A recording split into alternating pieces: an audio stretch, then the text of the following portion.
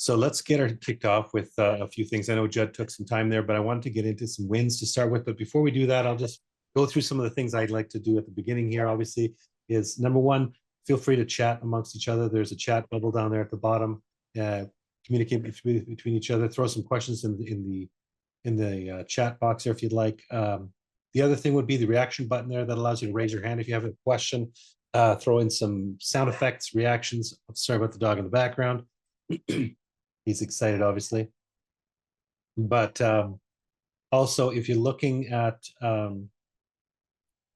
yeah, I got the reactions and that type of stuff. Plus, if you're not speaking, just mute yourself. Anybody that's not on camera that can jump on camera, it'd be great to join the three of us out here. So it's not just three of us out here. That'd be amazing. I see Delbert. I see Mr. McLam. I see Chris Spencer. I see Treyan and Tyler. If you guys jump onto the camera, it'd be great to meet you guys in person or at least face to face. I know some of you guys, so jump on if you can. Would be great. So I would love to, but I can't. I'm at my regular job. Understood completely. No worries. Appreciate you. Okay, cool. So one of the things that Judd was talking about earlier, and I just want to touch on it real quick here, is about wins and things that we like, the positive things that come out of a week to week. So if anybody's got a win to share with the team, throw your hand up and we'll go with that to start with. It doesn't have to be a monetary win. It doesn't have to be a business win. It could be a personal win. It could be just a win about feelings. It could be a win about, it could be if you just won the lottery, give her a duty. But anybody that's got a win would be great to share that. Anybody got some wins for the week? All right, I have some wins. I'll put some of mine out there. So it's interesting. I have wins pretty much daily, which are fantastic, but it comes from hard work. And one of the things I know is that if you stick to the number one, the passion that you have for what you're doing, number one. Number two, for the things that drive you and the people you're helping. I think one of the things that I find the most positive in my life is being able to give something, and by giving, I get something in return. That getting in return is this feeling of gratitude, and I just love every bit of that. And helping, whether it's somebody here on the screen, whether it's sharing something that's affected me over the time, I find that communication and that just the giving part makes me feel so good about what we do every single day here at Asphalt Kingdom. And I appreciate you sharing back, Matt, the fact that actually affected you some way. That's awesome. I love when our team members do the same thing. The fact that we can have such a deep team and allow that to be the, I know some of you have, some of you may not have, but we have some great core values. And I love those core values a lot. It's interesting being positive in all situations. That was my favorite one of all of them. I think it's so great because I don't think I've ever had a call in almost 3 years, other than the odd hang up, but really that went in a negative way. Because if you're giving and providing value right at the front end, it's amazing. But anyway, I'm making a real long story of this, but each day I come to work and I pour my life into each one of the contractors I'm connecting with. And for those that take those things and move forward, I just see this beautiful energy and this beautiful. I talk about a few of them now and again because I know that they're at top of mind for me. But there's so many I can't even tell you about because I see success coming out of their businesses. I just see them growing and winning, and I'm just so happy and so proud that they actually did that, stepped out for themselves. Without the first step, you have zero. There's nothing to look forward to. With that first step, when you take the bull by the horns and move forward, it is phenomenal watching growth. And I'm so thankful every single day for those wins, for those contractors that actually do that. So my thankful part is that seeing people win and people moving forward in this business. Hopefully that helps some of you guys forward too. Cool. I think we should all look at that as far as our potential customers, the customers we already have, the same type of thing. And if you have that attitude going forward with a give, it comes back so much. It's from me, it's a biblical thing. It's throw your bread upon the water, comes back tenfold. That to me is a huge part of this. So huge. Cool. So I rambled on a long time there. Anybody else have a win? Hey, Tyler. Good to see you, brother. Nobody's got to win. Come on, somebody's got something to be thankful for.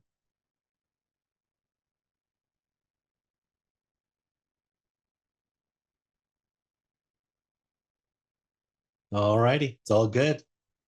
Let's go into questions then. So anybody have questions that they came with today that we can help work on? One of the things that Judd was talking about was even that part on what is the most difficult part for you right now in your business?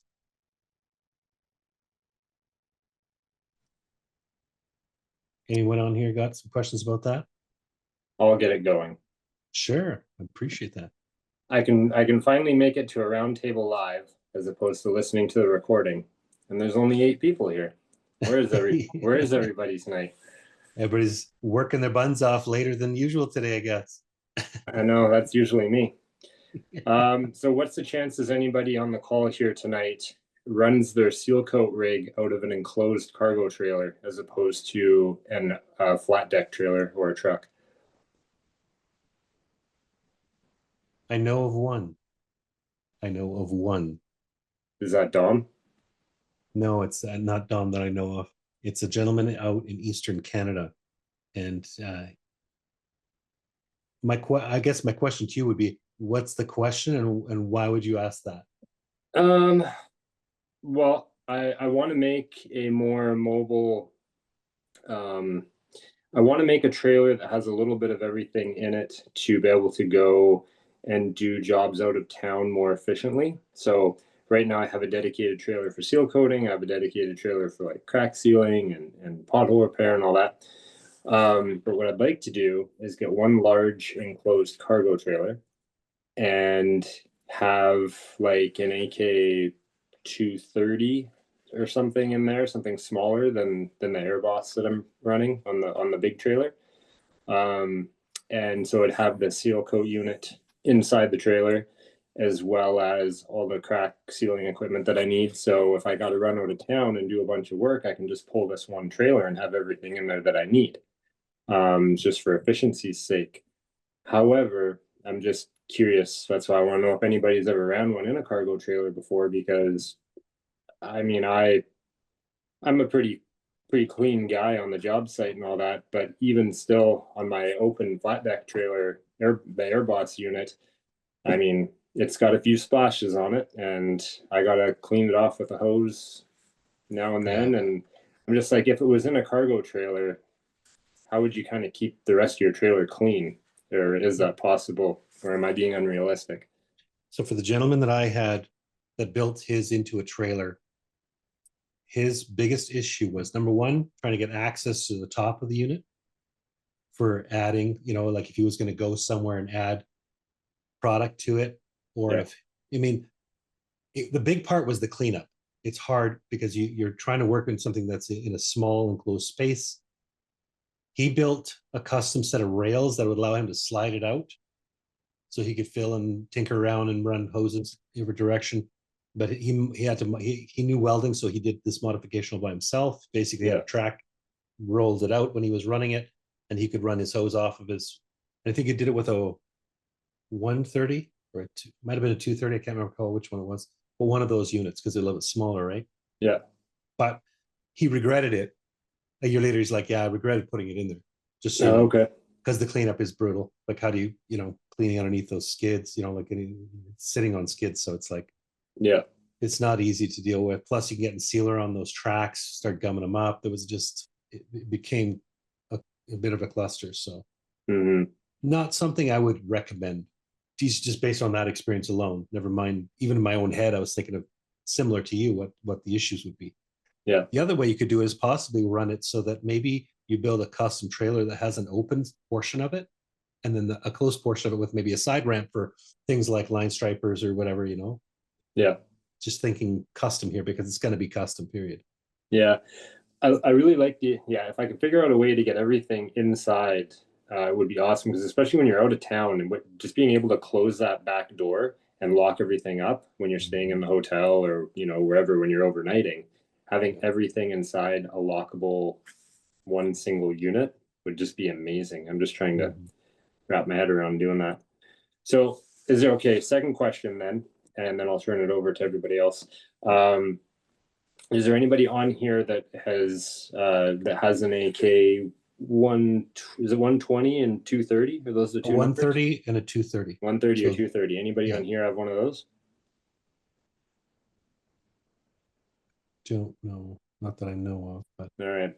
So where I'm going with this one is when I'm loading my Air Boss, the Air Boss runs at like, well, you can adjust it, but let's say 90 psi. So when I'm sucking from the drums after I've mixed everything up and I'm sucking it into the tank, it's pulling it at about 90 psi. And sometimes that's just barely enough pressure. Like, especially if you get a drum that's really concentrated and you haven't cut it enough yet, it's barely sucking it through that tube. So if you go down to like an AK 230, 130, online it says it runs at like 45 psi. Yeah. So would that 45 psi be enough to pull that product out of the drum and into the tank? yeah, because that's not the true pressure that's just the pressure at the tip. There's going to be a completely different pressure. I think it runs at about 150 gallons per minute through the pump on a recirculation function.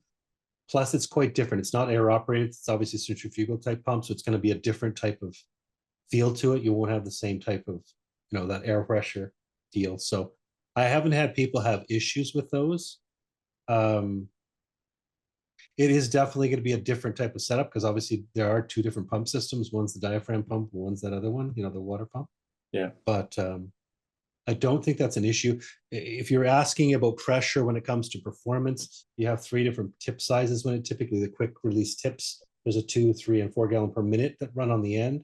They're all going to have about the same pressure. They'll have different flow though based on the orifice size, right? So, but as far as loading, I haven't had issues with guys, worried about that. So remember this though, most of the time, if you're running one of those units, you're going to have a 2-inch connection that runs into your transfer kit. So it shouldn't have too much of an issue with pressure. You know what I mean? You're going to have decent flow through that machine into your recirculation portion that fills your tank. So yeah, it's probably the same size hose as what comes with the Air Boss too, I'm thinking. it should. Yeah. Yeah. The pump's going to be different though. And that's, I think, the biggest part of that is the biggest part. Yeah. Yeah. All right. There we go. Should be good. You betcha. Awesome. Welcome, David. Nice to see you, brother. Awesome. Welcome, Nick. Nice to see you too. Mike, you're chillaxing in your chair. Good to see you. Cool. Anybody have any other questions that we can jump into for you? Let's find out what your guys' biggest pain points are. Anybody got the biggest pain point they want to share?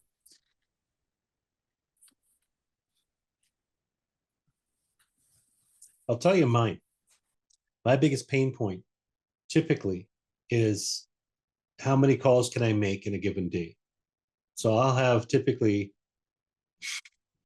how many calls can I make in a day and how many connections am I making in a day?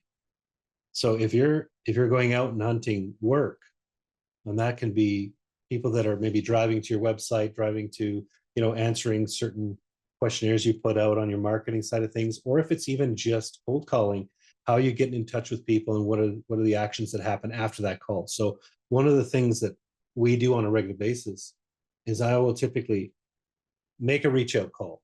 Let's pretend I don't get any response for any of these first call outs. I'll make a call. I leave a voicemail, and it's a personal voicemail. It's from me. It's not like I leave an automated message. It's me talking to somebody and I name you specifically in that call. Number 2, I will reach out, especially initially, I'll reach out with a text immediately afterwards saying, hey, I reached out, couldn't get a hold of you. When's a better time to connect with you? Obviously my name, company name, and so on, making sure that they know why I called. Typically, I'll have something in there that I'm calling about, so I'll actually leave that information as well. The third part is I will actually write an email, and that email typically is, hey, look to reach out with you. I noticed you had jumped in, whatever that is. Maybe I noticed a pothole, or I noticed some cracks in your thing. And I just thought, who's the head of safety for your company? Would like to chat with them about potentially solving that pain point for you. For me, it's more about, I have a course coming up, or I noticed you jump on and you downloaded one of our courses. So my number one thing is that I need to get to 12, between 12 and 24 touch points for each one of those call outs I make before I get a response. Some people just wait to see if you reach out more than once, twice, 3 times, 4 times. They're like, yeah, oh, whatever. I hear a lot of guys that keep going, you know. I'm pretty persistent. I'm not one of those guys who'll give up. I'll even throw out emails going, yeah, I don't give up easy until you tell me to go away. I ain't leaving. So I'll send those out too, but that typically further down the line, obviously. But does that sound like anything you guys are dealing with? Who's making outbound calls here on the screen? Michael, yeah. Bill, perfect. What does yours look like, Mike? What does your outbound calling look like? Well, I'm doing the coaching program with Dylan McCann, and got me on an email campaign where I do the Phantom Busters, the Apollo. I send out an email, and then I send out a bump email, and then I cold call them. Perfect. Try to warm them up to that I'm calling them. Yeah. My pain point is I'm also the only guy that works for my business, and I'm the only guy I'm the one that has to make the money to sustain the business, to keep the business going. And I Yeah. don't have a lot of time in my day to make the phone calls or get the list up. So like now it's Wednesday, I'm already hundreds of phone calls behind for this week. And I'm not sure when I'm gonna be able to find the time to actually make the phone calls. But I do reach out, I do send them the emails, I do call them, I do follow up with another email, and I will text them. And if they show any kind of interest, or if they actually take my cold call, send them another email right then and there off Apollo, reintroducing myself, because a lot of my stuff hits their spam, or they don't even know about me. You know what I mean? Yeah. So just trying to work through all that and do all the work. Now, next year I plan on having hire somebody to do the calls for me, Mhm. and me continue to go out there and get to work and perform it. Just haven't got all that dialed in yet. It's kind of overwhelming where I'm at with what I got going on, and the season's fixing in. So just trying to do the best I can do and not beat myself up too bad about it, and get Yeah. tomorrow morning and go out there and do some work. And if I make it home in time to make a bunch of phone calls, I will. If I don't, I'll just have to try to figure out another time to do them. Mike, the other- go ahead. I'm sorry. No, feel free, Bill. Go ahead. I was going to say, Mike, have you ever tried LinkedIn? Working LinkedIn? Yes, I'm on LinkedIn and I got a profile on there, and I've been trying to engage with some people and build it up. And I'm actually, when I slow down doing the work that I'm doing right now, and I like that point, Bill, is I'm gonna actually focus more on the relationship side of building it, and I'm gonna add them into my touch point sequence. I just haven't got it all figured out yet, and I'm not the greatest tech sending, talking to people like that yet, but I'm working on it. Do you have any advice on that? How do you, let's see, how are you searching in LinkedIn for people that would buy your service? Well, I got a list for the property managers and the people around in my area. And as I notice people that are doing something similar to me, or somebody that maybe I could have a relationship with, I'm also on Alignable. It's more of a focus right here in my area group, Mhm. kind of like LinkedIn, that I'm trying to network and build relationships on.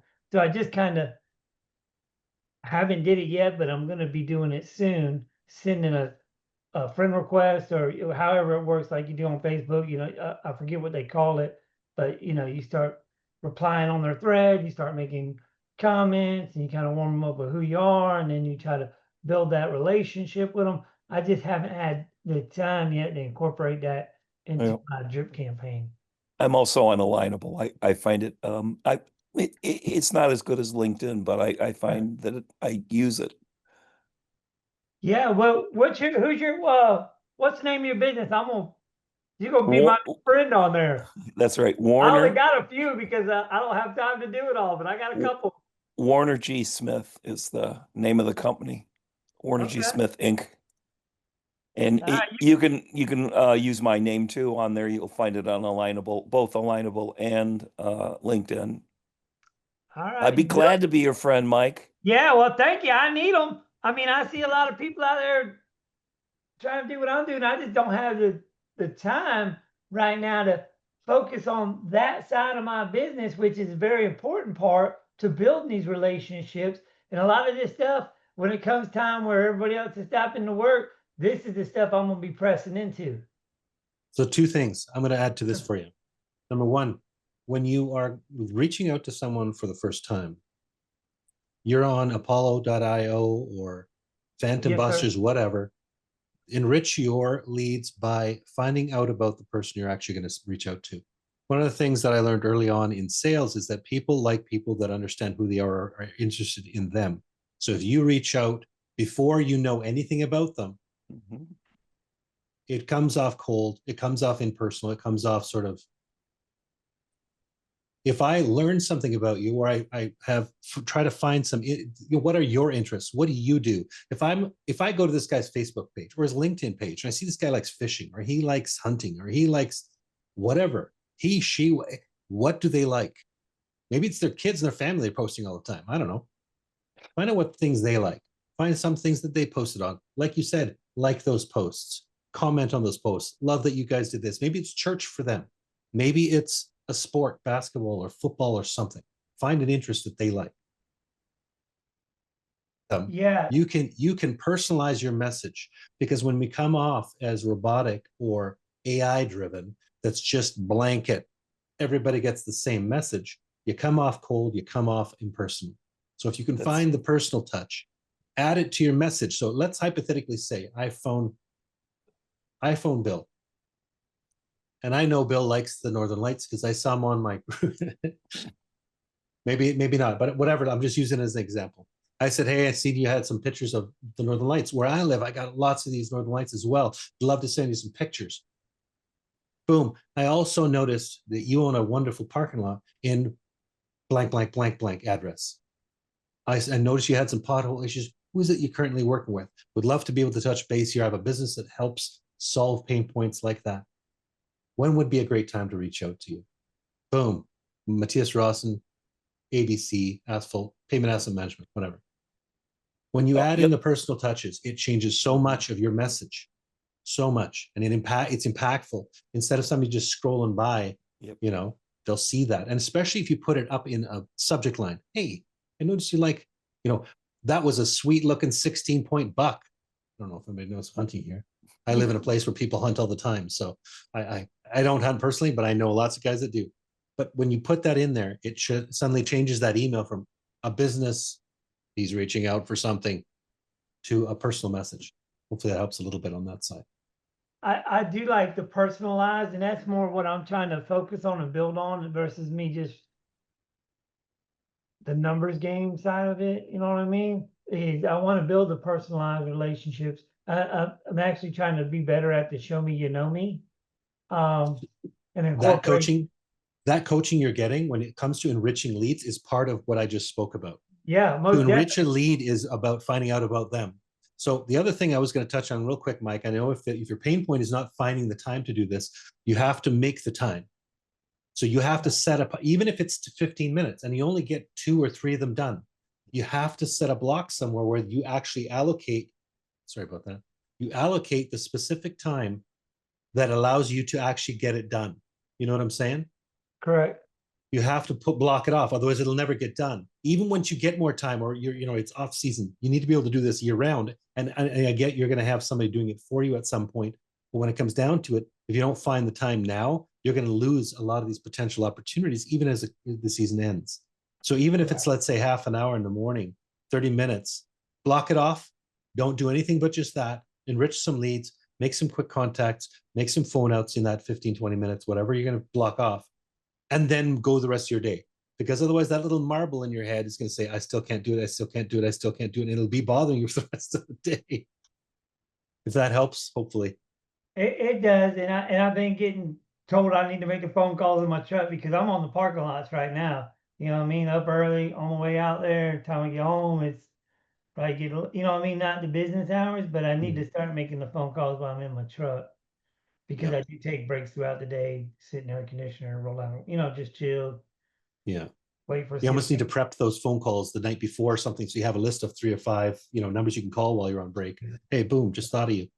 is nearby your place, whatever, Yeah, thank you, Matthias. I appreciate that. no worries. Awesome feedback, Bill. Appreciate that. Thank you, Bill.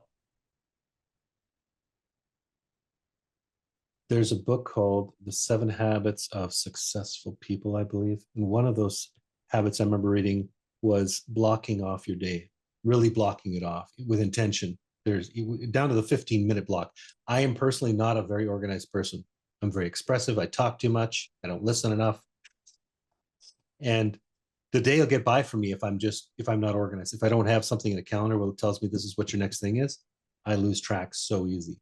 So as a sales person, it difficult to control.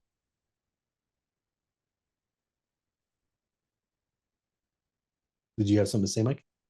No, and some weeks I do the calendar block. And then some weeks I don't know exactly what my schedule's looking like. Sometimes I'll get a call saying, come do this now, do this tomorrow. You know what I mean? And that whole 100 calls, 50 calls I was gonna make that day goes right out the window. You know what I mean? And the next day something else comes in and I'm out looking. And it's a good thing because I'm looking at bids, quotes, you know what I mean? So just trying to get all that continuously in a motion where it continuously renews itself, and me putting in the time and the discipline to do it is my pain point. So let me ask a question here. Who on the screen here or on the call right now is a self-performing contractor who self-performs the work, actually does the work in the field?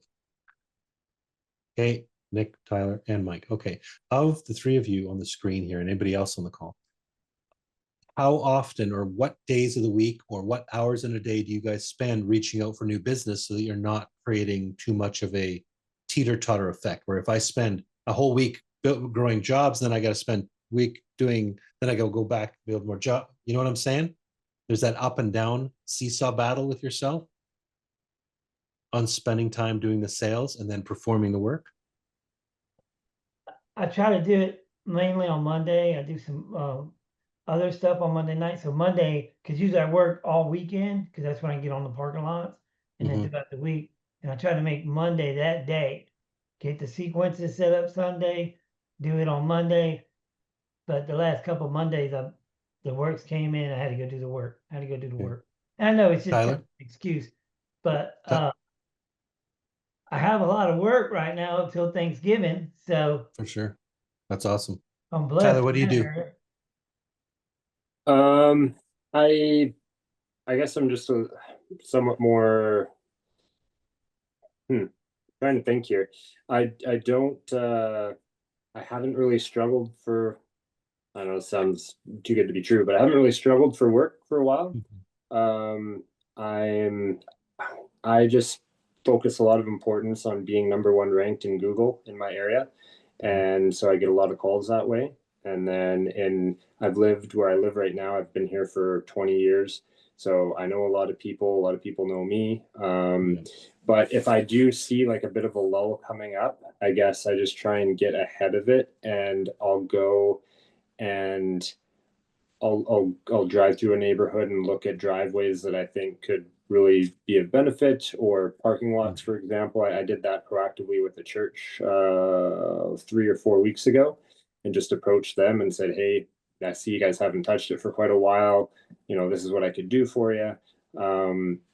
So when I see a lull coming up, I'll just proactively kind of try to fill it. But at the same time, I'm not doing like crazy amounts of business like most people that are on here want to do. I just want to be able to keep myself and a couple part-timers busy. And that's enough for me. So, I'm no Skylar. That's for sure. Yeah. Okay. Bill, do you say you did the same thing, or was it Nick? No, it was Nick, right? Nick, what do you do? You're still muted, my friend.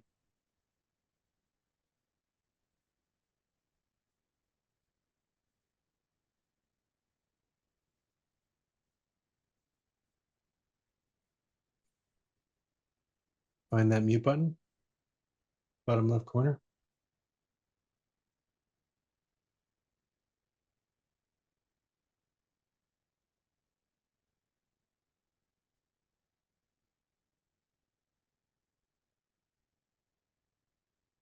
Not gonna happen. All right, you're good, brother. No pressure.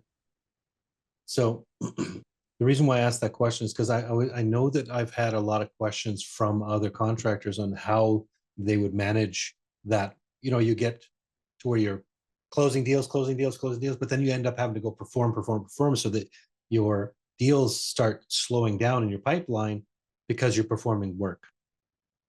And I think at some point, if you come to a level where you're like, okay, all I can do is be either the performance guy or the sales guy, you're going to have to pick a different potential path, which means either I'm going to be the sales guy and I'm going to hire a foreman for my crew, or I'm going to be the foreman for my crew and I'm going to have to hire a sales guy. That make sense? Is that what you do, Bill? You're the salesperson for your team, or you the foreman? I'm the salesperson. Okay. So you basically spend your days Trying to sell. booking. Okay. Perfect. I have a question for Tyler. Do you use Google Earth before you go on a job? Kind of getting back to Matthias's idea of learning as much as you can about your potential salesperson.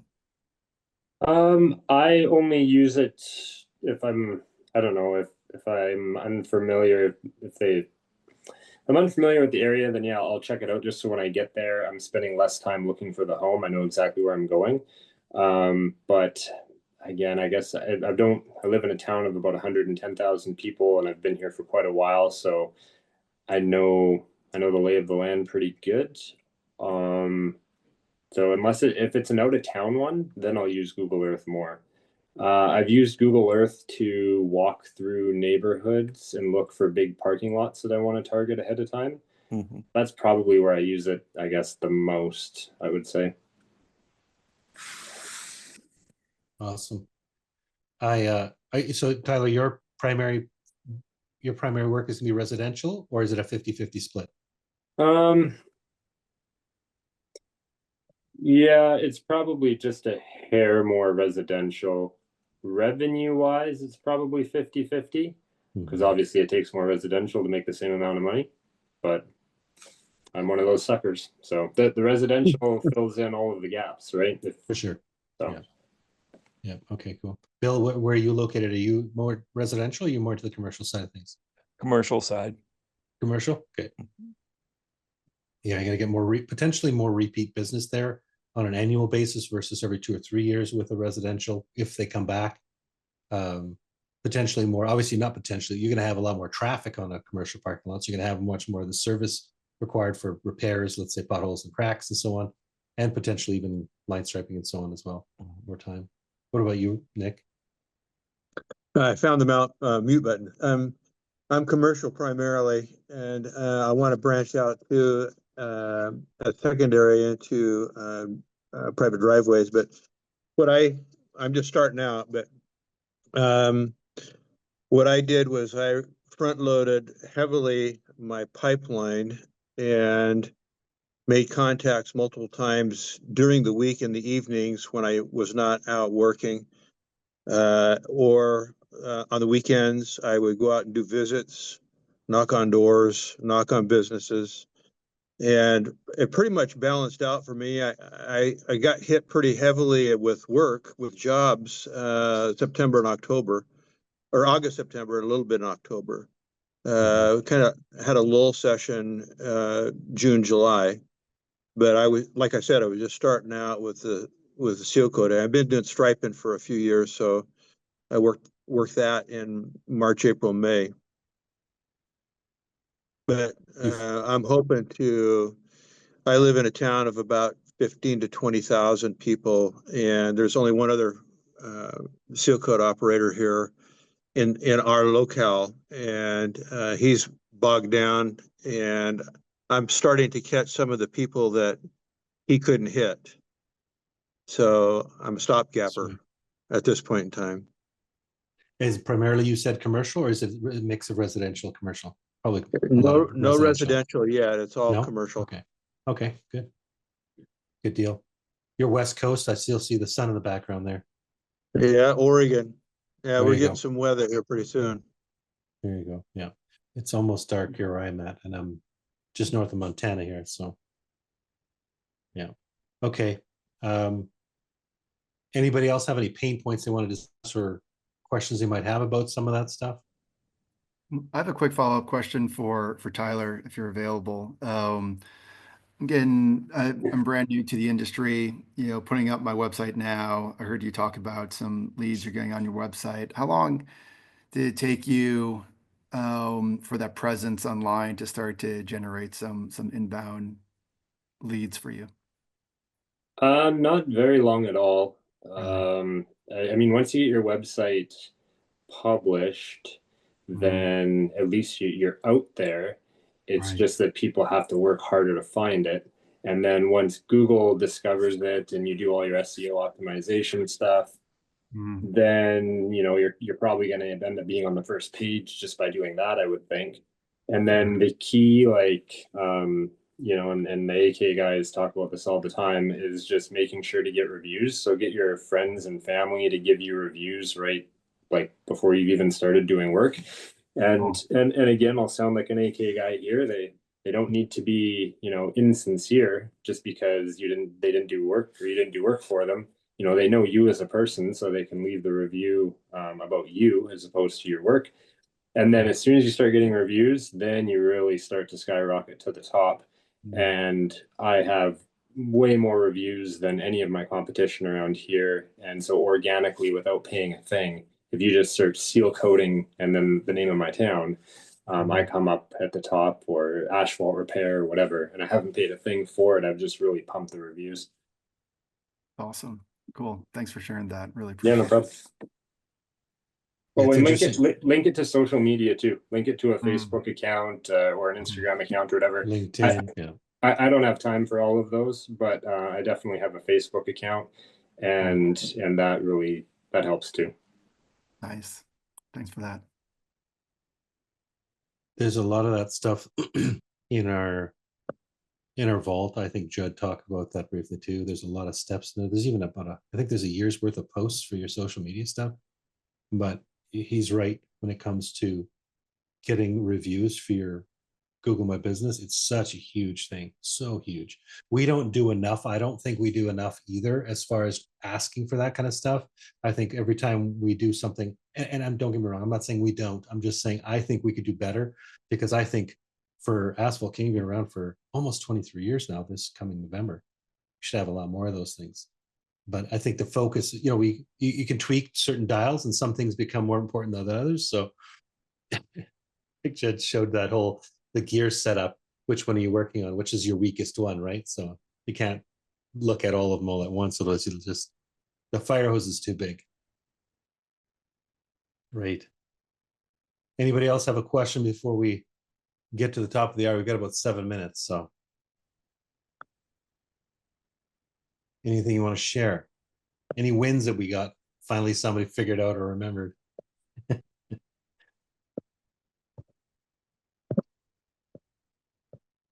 So as we get into this cooler temperatures, go ahead. Who was saying something? That was Nick. Just a quick question. I reached out to Rhino Works as far as getting a checklist for winterizing my 300. And I grabbed some RV antifreeze and dumped some of it down the recycling hose. And I'm assuming that goes directly into the pump. Is that correct? Recirculation hose, yeah. Okay, so As long as the valve's open. yeah, As long as valves the are open and everything. Is a half a gallon or a gallon good enough? Because I filled up the hose twice. There's no water in it anymore, right? It's just, go ahead, Tyler. If you just pour, what I do is I take all of the hoses off, actually like all the rubber hoses, because I want everything to drain. So then if you just pop the top on your filter there and take your probably two jugs of antifreeze and pour it into the filter, it's going to go straight from the filter through your pump, and then you're going to see it go out in two places. It's going to go out the the port that fills your hose, and it's going to go out the port that goes to the recirculate. You don't really need it to go through that recirculate tube or through your hose, you'd be wasting product there. So just pour it into the filter and then open up the valve until you see it come out of the valve on both of them, and then you know that it's through for sure. You won't need more than 2 jugs. Okay. Thank you. I just sent you a link, Nick. It is the maintenance file for the Airboss 300. There's 3 pages to it. There's a ton of stuff in there. I don't know if it's even from spark plugs, end of season maintenance, drain, like step 1 through 23 on that. So anybody has a 300, there's the maintenance side of it. Okay, thank you. You're welcome. Excellent. Hey, Matisse, Yeah, I got a quick question. There's a gentleman on here, Delbert, that asked if when he tried to set up his Google My Business, he got violated and they probably banned him for not being in compliance. Maybe somebody has been through that on here. I know I have. I just didn't know if anybody else had any information or if he would like to explain what happened. yeah, I was going to say there's got to be a reason why they banned him. There's going to give you a specific error message or saying, hey, you violated XXX, whatever. Did they give you anything, Delbert?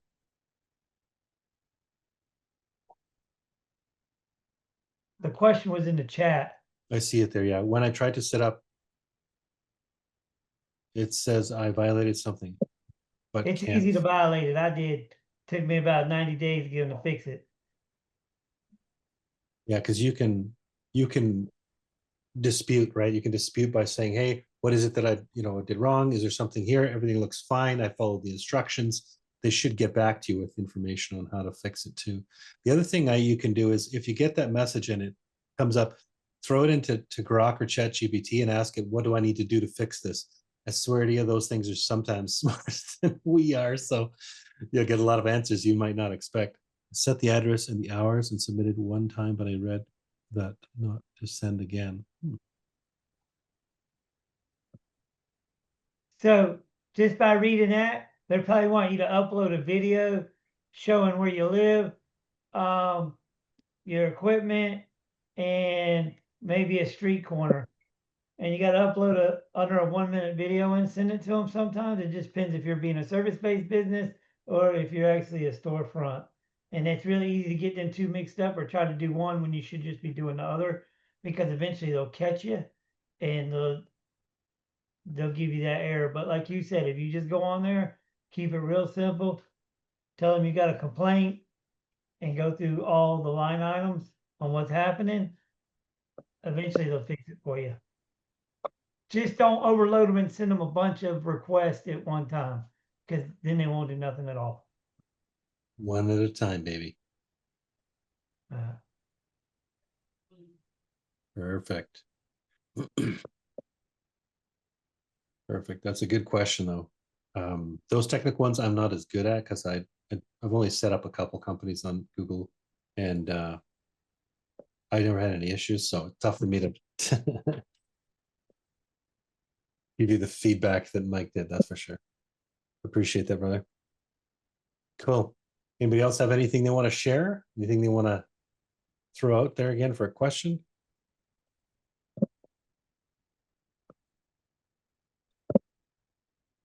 All good. Perfect. So I put it this way, we're going to be on again next week for sure. Same time, same place. But I just wanted to make sure that I challenge some of you guys. Anybody that didn't jump on, didn't throw up their hand, didn't have a question, come with something that you're going to have, because you're going to have issues. And I mean, during the week, and sometimes you just forget those questions during the week. And it's like, oh, right, what was that question? I can't think of it now. I just look like a tool on a show where everybody's going to be like, that guy didn't know what he was talking about. Or Judd always says this too. There's no wrong question to ask. It's the one that you don't ask that's typically the one that you should be asking. So go ahead and ask your questions, throw them up there, but take some notes during the week. And if you have anything to bring to the table, we'd love to answer those for you. If I can't, I'm going to find somebody smarter that can. Well, I appreciate each and every one of you guys. And I'm so thankful you guys joined me today. I hope you guys got a little bit of knowledge you didn't have before. We always talk about the 1% better every day. So until next time, I appreciate you all. And I thank you so much for joining us here on the Asphalt Kingdom Roundtable. See you guys next time. Thanks. Thank you. Everyone. Appreciate you. You bet. Thank you.